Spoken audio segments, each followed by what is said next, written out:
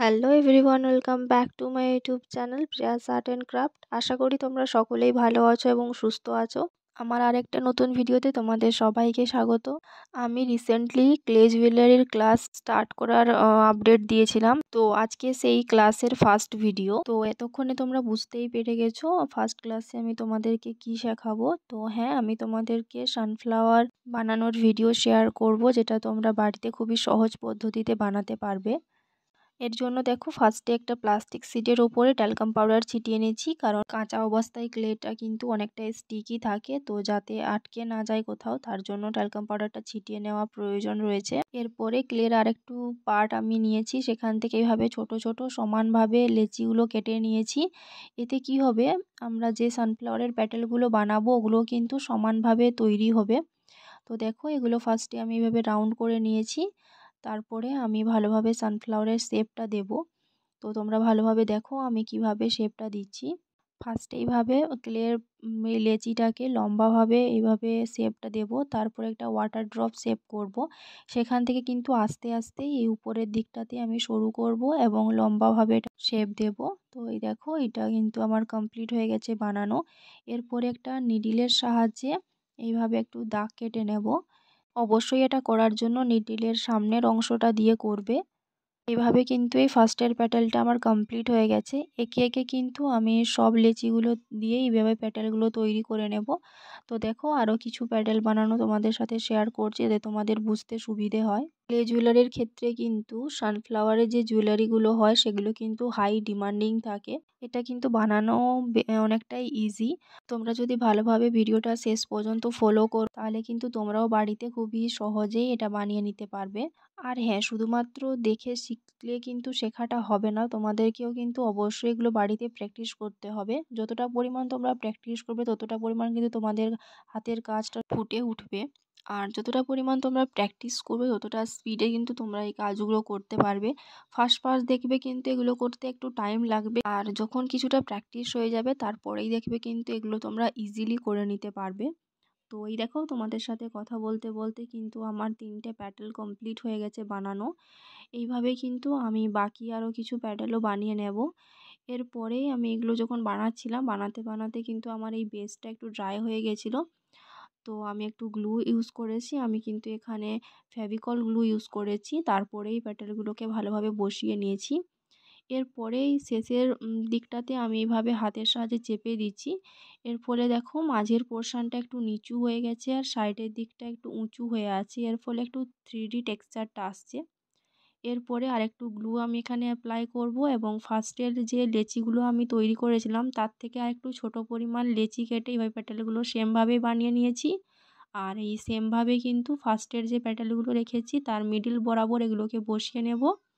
আর এগুলোরও কিন্তু আমি সেমভাবে এই শেষের অংশটাকে হাতের সাহায্যে চেপে নেব। এখানে কিন্তু একটা জিনিস মাথায় রাখবে, প্যাটেলগুলো যখন বসাবে কিন্তু সেমভাবে যাতে বসে, অর্থাৎ যে সার্কেলটার উপরে তোমরা বসাচ্ছ সেই সার্কেলের আউটলাইনটা যাতে সেম থাকে।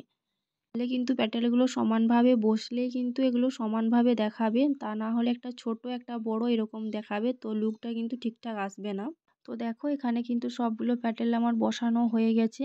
শেষে কিন্তু আমি আবার ভালোভাবে মিডিলের পোর্শনটাকে চাপ দিয়ে দেবো, এর ফলে মিডিলের পোর্শনটা আর একটু নিচু হয়ে যাবে।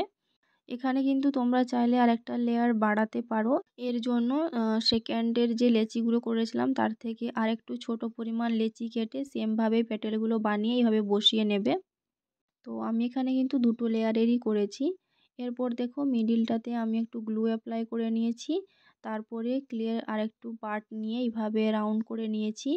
কিছুটা রাউন্ড করার পরে আমি মিডিলটাতে বসিয়ে দেখছিলাম ঠিকঠাকভাবে হচ্ছে কি না। তো দেখলাম আর একটু বড় সাইজের লাগবে, তো আর একটু হাতের সাহায্যে চেপে নিয়ে বড় করে নিয়েছি। তারপরে মিডিলটাতে এইভাবে বসিয়ে দিলাম। এর সাইডের পোর্শনটা যেহেতু আর একটু উঁচু হয়ে থাকে, তো আমি ক্লের কিছুটা পার্ট নিয়ে এইভাবে হাতের সাহায্যে বেলে নিয়েছি। এখানে অবশ্যই কিন্তু আমি একটু পাউডার হাতে লাগিয়ে নিয়েছিলাম, তা এর ফলে ক্লেটা আমার হাতে লেগে যায়নি। তারপরে দেখো, এইভাবে মিডিলের সার্কেলটার চারপাশে এইভাবে জড়িয়ে দিয়েছি। এরপরে এক্সট্রা যে পার্টটা থাকবে সেটা তোমরা নাইফের সাহায্যে কাট করে নেবে। আমি এখানে হাতের সাহায্যে একটু কেটে নিয়েছি। এরপরে মিডিলের পোর্শনটাতে আরেকবার হাতের সাহায্যে চেপে নেবে যাতে মিডিলটা আরেকটু নিচু হয়ে যায় আর সাইডের যে দড়িটা আমি বসিয়েছি ওটা আরেকটু উঁচু হয়ে থাকে। এরপরে দেখো একটা নিডলের সাহায্যে আমি এইভাবে ফুটো ফুটো করে দিয়ে মাঝে টেক্সচারটা দিয়ে নিচ্ছি। তো এইটা ভালোভাবে করে নেওয়ার পরে কিন্তু আমাদের সানফ্লাওয়ারটা রেডি হয়ে যাবে। রেডি হয়ে যাওয়ার পরে কিন্তু এটাকে ভালোভাবে ড্রাই হতে দিতে হবে।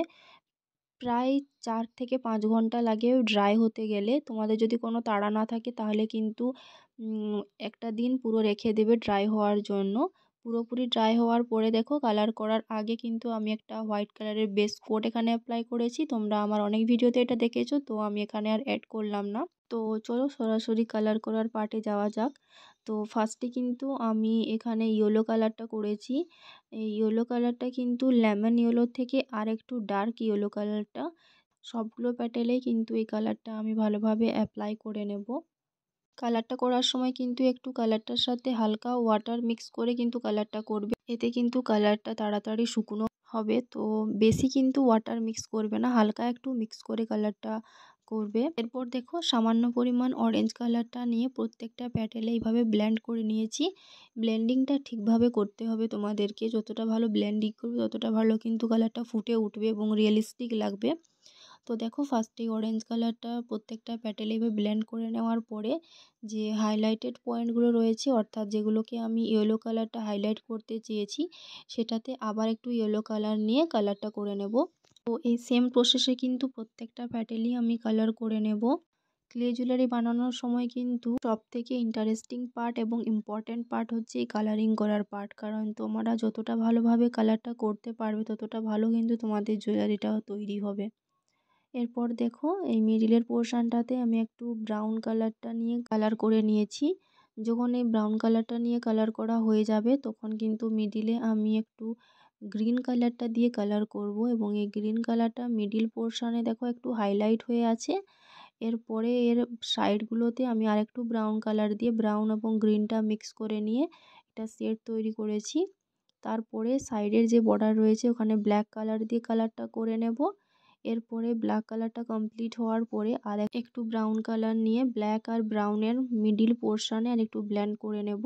এইভাবে কালারগুলো একের পর এক অ্যাপ্লাই করে ভালোভাবে ব্লেন্ড করতে পারলেই কিন্তু তোমাদের কালারটা ভালোভাবে ফুটেও উঠবে আর জিনিসটা কিন্তু রিয়েলিস্টিক লাগবে। তো এইটা হচ্ছে এর ফাইনাল লুক। শেষে কিন্তু ভার্নিশের একটা কোট অ্যাপ্লাই করে কালারটা সিকিওর করে নিয়েছি।